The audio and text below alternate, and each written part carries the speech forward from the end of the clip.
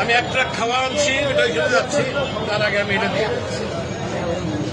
এটা কিসের?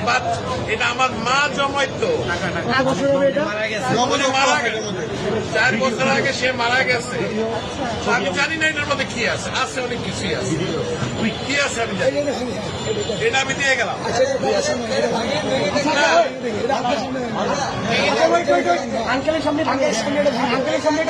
যা আছে আমি এক ট্রাক খাওয়া আনছি, এটা নিয়ে আমি এখন ওইখানে যাচ্ছি। আন্টি মারা গেছে, না, আমার মা মারা গেছে।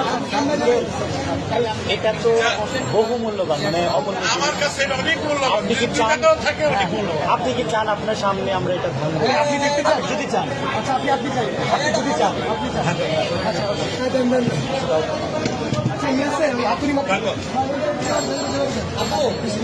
শুধু মাথা আস্তে আস্তে বাচ্চারা দেয় সাইকেলের পয়সা, আমার বয়স কিন্তু 65।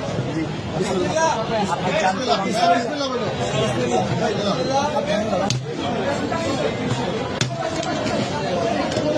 আলহামদুলিল্লাহ,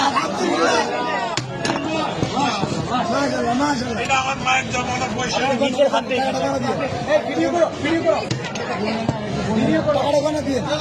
বলতে হবে না, আপনি এখানে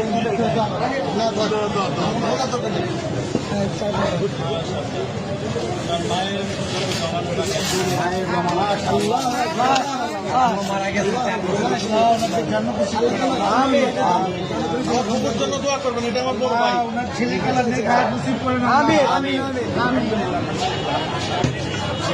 তোমরাই তাকে সদ্ব্যবহার করবে, এই আশা আমি আছি। আমাদের জন্য দোয়া করবেন, নিশ্চয়ই, আল্লাহ আপনার নিশ্চয়ই।